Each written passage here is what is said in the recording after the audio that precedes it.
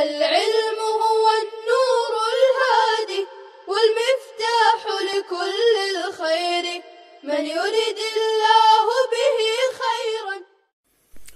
اعوذ باللہ من الشیطان الرجیم بسم اللہ الرحمن الرحیم قیل یا نوح اهبط انزل من السفینہ بسلامت او بتحیۃ منا وبرکات خیرات علیک وعلی ممن معک فی السفینۃ ای من اولادہم وذریتہم وهم المؤمنون وأمم بالرفع ممن معك سنمتعهم في الدنيا ثم يمسهم منا عذاب أليم في الآخرة وهم الكفار. تلك أي هذه الآيات المتضمنة قصة نوح من أنباء الغيب أخبار ما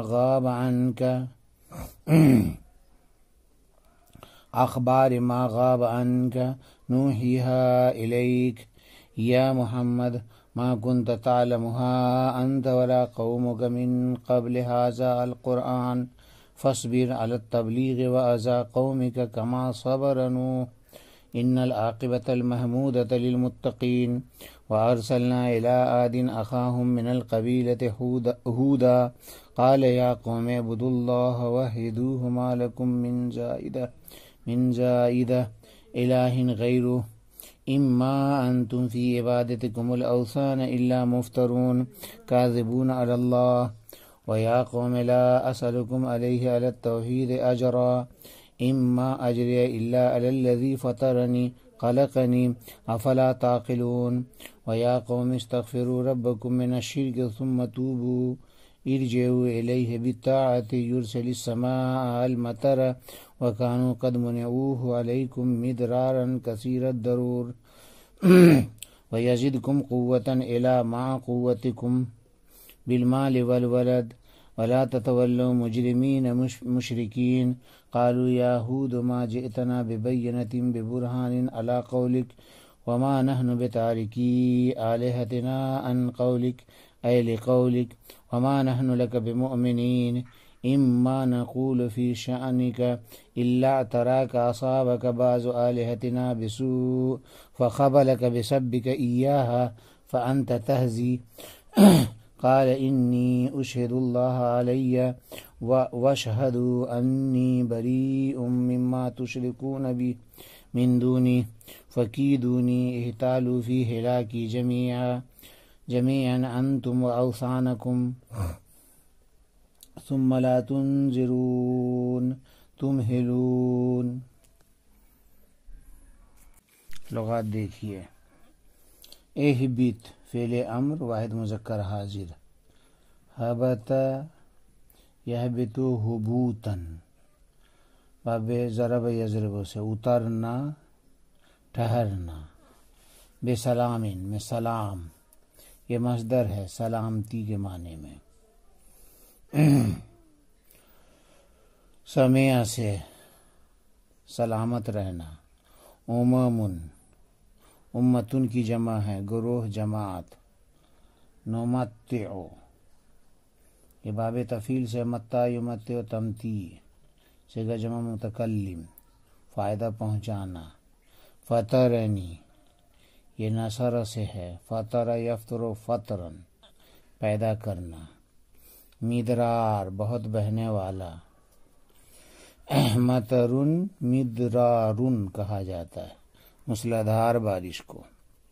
باب نصر ضرب سے ہے درن و مدرارن کسی چیز کا کثرت سے جاری ہونا. یرسل السماء اس میں یرسل مجزوم ہے جواب امر کی وجہ سے.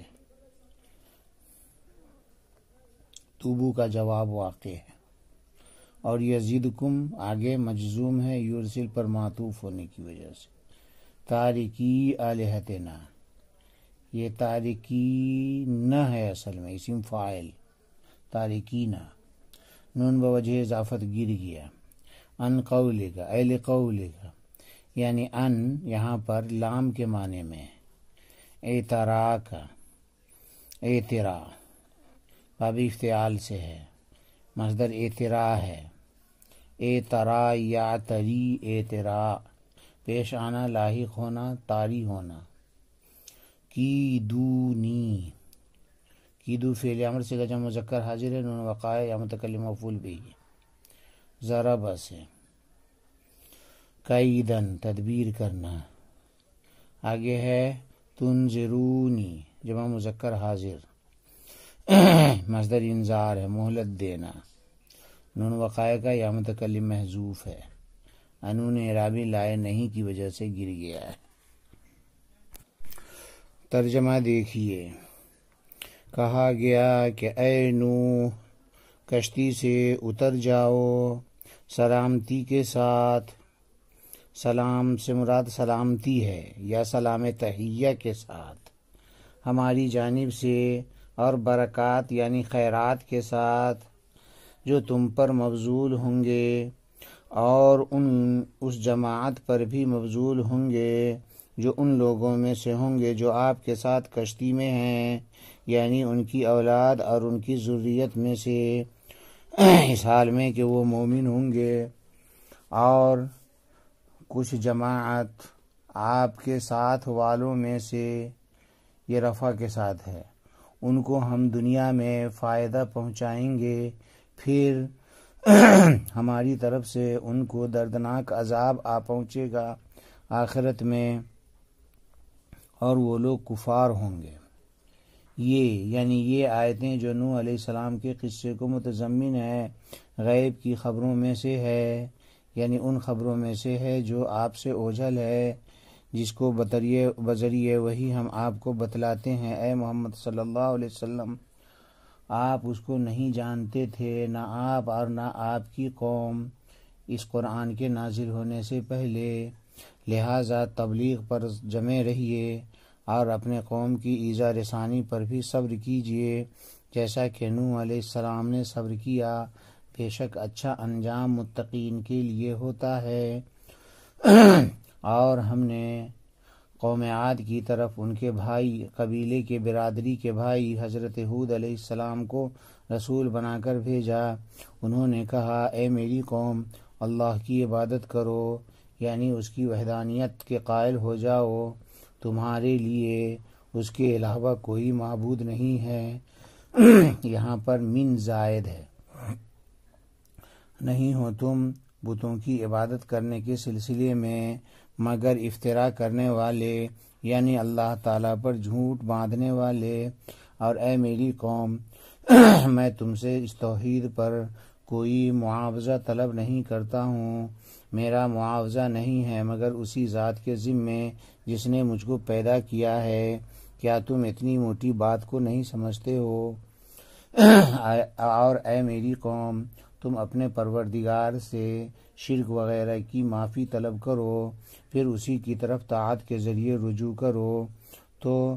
تیرا پروردگار بارش برسائے گا۔ اور وہ لوگ 3 سال سے بارش روک دیے گئے تھے، تیرا رب بارش برسائے گا تم پر موسلا دھار، اور تمہاری قوت کے ساتھ مزید قوت عطا کرے گا مال و اولاد کے ذریعے، اور تم مجرم ہو کر یعنی مشرک ہو کر ایمان سے اعراض نہ کرو یا توحید سے اعراض نہ کرو۔ ان لوگوں نے کہا اے ہود، تم اپنے قول پر کوئی دلیل لے کر ہمارے پاس نہیں آئے ہو، اور ہم صرف تمہارے اس کہنے کی وجہ سے ہم اپنے معبودوں کو چھوڑنے والے نہیں ہیں، اور ہم تمہاری ماننے والے بھی نہیں ہیں۔ ہم نہیں کہتے ہیں تیرے بارے میں مگر یہی بات کہ ہمارے بعض معبودوں نے تم پر خرابی طاری کر دیا ہے، تو تیری عقل ماری گئی ہے، تمہارے ان معبودوں کو برا بھلا کہنے کی وجہ سے، اس لیے تم بکواس کرتے ہو۔ حضرت نوح علیہ السلام نے کہا کہ بے شک میں اللہ کو اپنے اوپر گواہ بناتا ہوں، اور تم لوگ بھی گواہ رہو کہ بے شک میں ان چیزوں سے بیزار ہوں جن کو تم اللہ کا شریک ٹھہراتے ہو۔ اللہ کے علاوہ میں سے، لہٰذا تم سب لوگ تدبیر کر لو، میرے ہلاک کی ساری تدبیریں کر لو سب مل کر، یعنی تم اور تمہارے معبودان باطلہ، تمہارے بت وغیرہ، پھر تم مجھ کو بالکل مہلت نہ دو۔ ماں قبل کی آیت میں اس بات کا بیان تھا کہ کشتی جودی پہاڑ پر اتر گئی اور پانی بھی ختم ہو گیا، تو اللہ تعالیٰ نے نوح علیہ السلام کو یہ حکم دیا کہ قیل یا نوح اہبط انزل من السفینۃ بسلامۃ او بتحیۃ منا وبرکات خیرات علیک وعلی ممن معک فی السفینہ اے من اولادہم وذریتہم وہم المؤمنون، کہ حکم دیا گیا کہ اے نوح اترو کشتی سے ہماری جانب سے سلامتی یا سلام کے ساتھ اور برکتیں لے کر جو تم پر نازل ہوں گی اور ان لوگوں کی نسل پر جو آپ کے ساتھ اس کشتی میں ہیں، یعنی ان کی اولاد اور ان کی ذریت پر جو کہ مومنین میں سے ہیں۔ بسلامین کی تفسیر بسلامتین او بتحیتین سے کر کے اس بات کی طرف اشارہ ہے کہ سلام یہاں پر سلامتی کے معنی میں ہے، اور یہ بھی جائز ہے کہ سلام سے مراد یہاں سلام تحیہ ہو۔ اسی طرح علی ممن معک میں ممن کا من جو ہے یہ بیانیہ ہے، معنی ہوگا وعلی امم هم الذین معک، لیکن یہ صورت محل غور ہے کیونکہ اس صورت میں کہا جاتا وعلی من معک، اور یہ بھی احتمال ہے کہ من تبعیضیہ ہو، تو اس صورت میں من معک سے مراد کشتی والے مومنین ہوں گے اور امم سے مراد ان کی اولاد اور نسل ہوگی۔ پہلی صورت میں سلام و برکات کشتی والوں کے لیے ہوگا، اور دوسری صورت میں سلام و برکات کشتی والے اور ان کی باز اولاد کے لیے بھی ہوگا۔ مفسر علام نے اسی دوسری صورت کو لیا ہے، چنانچہ فرمایا من اولادہم و ذریتہم، جس سے اشارہ ہو گیا کہ یہاں پر من تبعیض کے لیے ہے، اور من معک سے پہلے مضاف محذوف ہے، تقدیر عبارت ہے وعلی امم من ذریت من معک، لیکن ان کشتی والوں کی اولاد کے مستحق سلام و تحیہ ہونے کے لیے شرط یہ ہے کہ وہ سب مومن ہوں، ورنہ اگر کافر ہوں گے تو پھر وہ اس سے محروم رہیں گے، جس کو آگے بیان فرمایا جا رہا ہے وَأُمَمٌ بِالرَّفْعِ مَن مَّعَكَ سَنُمَتِّعُهُمْ فِي الدُّنْيَا ثُمَّ يَمَسُّهُم مِّنَّا عَذَابٌ أَلِيمٌ فِي الْآخِرَةِ وَهُمُ الْكُفَّارُ،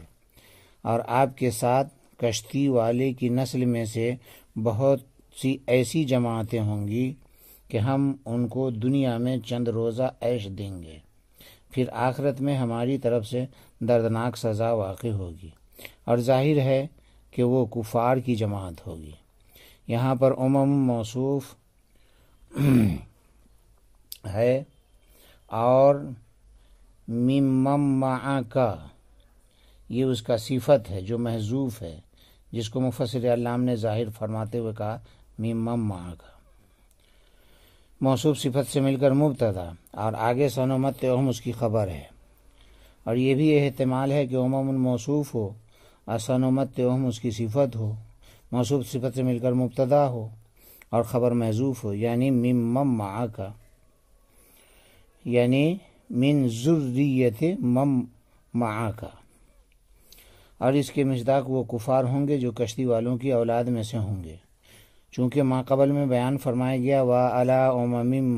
مِّمَّن مَّعَكَ کہ کشتی میں سوار اور ان کی ذریت سب پر اللہ کی طرف سے سلامتی اور برکت نازل ہوگی، جبکہ ان کی بعض ذریت تو مومن ہوگی تو وہ تو سلام و برکات کی مستحق ہوگی، لیکن بعض تو کافر ہوں گے تو وہ تو اس نعمت کے مستحق نہ ہو سکیں گے، تو اس لیے ضرورت پڑی کہ سلامت و برکت کے مضمون کی تفصیل کی جائے، کیونکہ قیامت تک آنے والی نسل انسانی تو مومن بھی ہوں گے اور کافر بھی، تو مومن کو تو سلام و برکت نصیب ہوگی دنیا میں بھی اور آخرت میں بھی، لیکن اسی نسل میں جو کفار ہوں گے وہ تو جہنم کے دائمی عذاب میں مبتلا ہوں گے، ان کو سلام و برکت کا محل قرار دینا بالکل ہی درست نہیں۔ اس لیے آخری آیت میں فرمایا گیا وَأُمَمٌ سَنُمَتِّعُهُمْ ثُمَّ يَمَسُّهُم مِّنَّا عَذَابٌ أَلِيمٌ کہ دنیا کی سلامت و برکت اگرچہ دوست و دشمن سب کے لیے عام ہے، سب اس سے فائدہ اٹھائیں گے، لیکن یہ فائدہ دنیا تک محدود رہے گا۔ اسی کو مفسر علام اسی کو آگے فرمایا جا رہا ہے سَنُمَتِّعُهُمْ اے فی الدنیا، لیکن آخرت کی نجات و فلاح یہ صرف مومنین کے لیے مخصوص ہوگی، کافر اس سے محروم ہوں گے اور ان کے لیے عذاب علیم کے علاوہ کچھ بھی نہ ہوگا۔ یعنی آخرت میں صرف ایمان اور عمل صالح نفع دے گا، رشتہ ناتا کام نہ دے گا، جیسا کہ کنعان کو بغیر ایمان اور عمل صالح کے نسب کا کوئی نفع نہیں ہوا۔ قریش مکہ کو بھی کان کھول کر کے سن لینا چاہیے۔ یہاں تک نوح علیہ السلام کا قصہ پورا ہوا۔ اب اس کے 2 فائدے بیان کیے جا رہے ہیں۔ نمبر 1 وہ یہ کہ امی کی زبان سے امم سابقہ کے ایسے مفصل اور مستند واقعات کا بیان ان کی نبوت کی دلیل ہے۔ دوسرے، آپ کو تسلی بھی مقصود ہے کہ نوح علیہ السلام کی طرح آپ کا اور آپ کے رفقا کا انجام بھی بہتر ہوگا، لہٰذا آپ اسے تسلی حاصل کیجیے۔ چنانچہ فرمایا جا رہا ہے تِلْكَ اَيْ هَٰذِهِ الْآيَاتُ الْمُتَضَمِّنَةُ قِصَّةَ نوح مِنْ أَنْبَاءِ الْغَيْبِ أَخْبَارِ مَا غَابَ عَنْكَ نُوحِيهَا إِلَيْكَ يَا مُحَمَّدُ مَا كُنْتَ تَعْلَمُهَا أَنْتَ وَلَا قَوْمُكَ مِنْ قَبْلِ هَٰذَا الْقُرْآنِ کہ یہ آیتیں جو قصہ نوح کو متضمن ہیں غیب کی خبروں میں سے ہیں، یعنی ان چیزوں کی خبریں ہیں جو آپ سے اوجھل ہیں، جس کو ہم بذریعہ وحی آپ تک پہنچاتے ہیں اے محمد صلی اللہ علیہ وسلم۔ اس قصہ کو اس قرآن کے بیان سے پہلے نہ آپ جانتے تھے اور نہ آپ کی قوم جانتی تھی۔ یہاں پر تل کا مبتدا ہے جس کی 3 خبریں لائی گئی ہیں۔ نمبر 1 من انباء الغیب، نمبر 2 نوحیہا الیک، نمبر 3 وما کنت تعلمها۔ مطلب آیت کریمہ کا یہ ہے کہ ان غیب کی خبروں کو نہ آپ پہلے سے جانتے تھے اور نہ آپ کی قوم اس سے واقف تھی۔ قرآن نے بیان کیا تو معلومات ہوئی، پھر آپ نے ان کو طوفان نوح کی تفصیلی خبریں سنا دی، تو اس کا راستہ اس کے سوا کیا ہو سکتا ہے کہ اللہ تبارک تعالیٰ نے بذریعہ وحی آپ کو بتلایا، اور کسی امر غیبی کی بذریعہ وحی اطلاع دینا یہ دلیل نبوت ہے، لہٰذا آپ کی نبوت دلیل سے ثابت ہو گئی۔ تو اگر اس واضح دلیل کے بعد بھی اگر آپ کو نبی نہ مانے اور دعوت توحید پر ایذا رسانی سے کام لیں تو آپ صبر کریں۔ چنانچہ آگے فرمایا جا رہا ہے فَاصْبِرْ عَلَى التَّبْلِيغِ وَأَذَى قَوْمِكَ كَمَا صَبَرَ نوح کہ آپ اپنا کام جاری رکھیے، یعنی تبلیغ پر ثابت قدم رہیے اور اپنی قوم کی ایذا رسانی پر بھی صبر کرتے رہیں، جیسا کہ نوح علیہ السلام نے ان چیزوں پر صبر کیا۔ آگے فرمایا گیا ان العاقبۃ المحمودۃ للمتقین کہ بے شک اچھا انجام پرہیزگاروں کے لیے ہے، جیسا کہ نوح علیہ السلام کے قصے میں معلوم ہوا کہ کفار کا انجام برا اور مومنین کا انجام اچھا ہوا، اسی طرح ان کفار مکہ کا چند روزہ زور شور ہے، پھر اخیر میں غلبہ حق ہی کا ہوگا، لہٰذا آپ صبر کریں اور تسلی حاصل کریں اور مشرکین کے عدم ایمان پر غم نہ کریں اور ان کی ایذا رسانی سے نہ گھبرائیں۔ آگے حضرت نوح علیہ السلام کے قصے کے بعد ایک دوسرا قصہ حضرت ہود علیہ السلام اور ان کی قوم یعنی عاد کا بیان کیا جا رہا ہے، جس میں قوم عاد کی ضلالت اور عذاب کا حال بیان کیا گیا ہے۔ چنانچہ فرمایا گیا وَأَرْسَلْنَا إِلَىٰ عَادٍ أَخَاهُمْ مِنَ الْقَبِيلَةِ هُودًا کہ ہم نے قوم عاد کی طرف ان کے قبیلے والے بھائی کو رسول بنا کر بھیجا، یعنی ہود علیہ السلام کو۔ یہاں پر ارسلنا مقدر نکال کر کے مفسر علام نے اس بات کی طرف اشارہ فرمایا ہے کہ الی عادٍ یہ محذوف سے متعلق ہے اور وہ ہے ارسلنا، جو وَلَقَدْ أَرْسَلْنَا نُوحًا پر معطوف ہے، چنانچہ یہ عطف الجملہ علی الجملہ کے قبیل سے ہے، اور من القبیل لا کر اس بات کی طرف اشارہ فرما دیا کہ حضرت ہود علیہ السلام اسی قبیلے کے ایک فرد تھے اور قوم عاد کے قریبی رشتہ دار تھے، اور چونکہ حضرت ہود علیہ السلام کا زمانہ حضرت نوح علیہ السلام کے زمانے کے بعد ہے، اس لیے ہود علیہ السلام کے قصے کو نوح علیہ السلام سے مؤخر کیا، اس کے بعد ذکر کیا، اس لیے کہ حضرت ہود علیہ السلام سام بن نوح کی اولاد میں سے ہیں،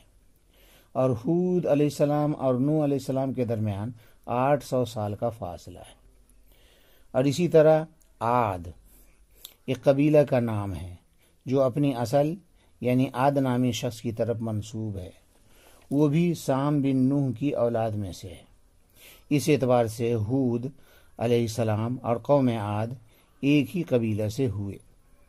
آگے فرمایا گیا قال یا قوم اعبدوا اللہ وحدوہ ما لکم من زائدۃ الہ غیرہ، تو فرمایا کہ اے میری قوم اللہ کی عبادت کرو، یعنی اس کی وحدانیت کے قائل ہو جاؤ، تمہارے واسطے کوئی دوسرا معبود نہیں ہے۔ یہاں پر عبد اللہ کی تفسیر وحدوہ سے فرما کر اس بات کی طرف اشارہ کیا کہ عبادت سے مراد توحید ہے، اور توحید کو عبادت سے اس لیے تعبیر کیا گیا کہ توحید عبادت کی بنیاد اور اس کی اصل ہے۔ اور ما لکم کے بعد من ہے، یہ من زائد ہے، اس طرح کہ لکم خبر مقدم اور الہ غیرہ مبتدا مؤخر، اور پہلے جو ما ہے یہ ما نافیہ ہے، اس لیے من زائد ہی رہا۔ آگے فرمایا گیا ان ما انتم فی عبادتکم الاوثان الا مفترون کاذبون علی اللہ، کہ نہیں ہو تم لوگ بتوں کی عبادت کرنے میں مگر اللہ پر افترا کرنے والے، یعنی اللہ کی طرف جھوٹ بات کی نسبت کرنے والے، کیونکہ تم یہ دعویٰ کرتے ہو اور اعتقاد بھی رکھتے ہو کہ اللہ کے لیے شرکا ہیں، اور تم ان کی عبادت بھی کرتے ہو جس کا باطل ہونا دلیل سے ثابت ہے، لہٰذا اس افترا پردازی سے باز آ جاؤ تو کامیاب ہو جاؤ گے۔ آگے فرمایا گیا یا قوم لا اسألکم علیہ اے علی التوحید اجرا، کہ اے میری قوم میں تم سے اس دعوت توحید پر کوئی معاوضہ نہیں مانگتا ہوں، یعنی احکام و توحید کی تبلیغ سے میرا مقصد تم سے مال کمانا نہیں ہے۔ اس خطاب سے مقصود ان کے دلوں کو راحت اور ان کے ساتھ تلطف کا اظہار ہے کہ شاید اس طرح سے ہماری دعوت قبول کر لیں، کہ کہیں ان کے ذہن میں ہو کہ اگر دعوت قبول کر لیں گے تو مال دینا پڑے گا، اس لیے اس طرح کہنے سے اس کی صفائی ہو گئی۔ یہاں پر اجرن فرمایا اور قصہ نوح میں مالن، اجرن اور مالن دونوں کا حاصل ایک ہی ہے، صرف لفظی اعتبار سے فرق ہے، یہ فرق بغرض تفنن ہے۔ آگے فرمایا گیا ان اجریہ الا علی الذی فطرنی خلقنی افلا تعقلون، کہ میرا معاوضہ تو اسی ذات کے ذمے ہے جس نے مجھے پیدا فرمایا، کیونکہ وہی عطا کرنے والا اور روکنے والا ہے، یعنی عطا کرنا بھی اسی کے ہاتھ میں، روکنا بھی اسی کے ہاتھ میں، وہی نفع پہنچانے والا بھی ہے، ضرر پہنچانے والا بھی ہے، لہٰذا اس کے علاوہ سے میں معاوضہ کا طالب نہیں ہوں گا۔ مطلب یہ ہے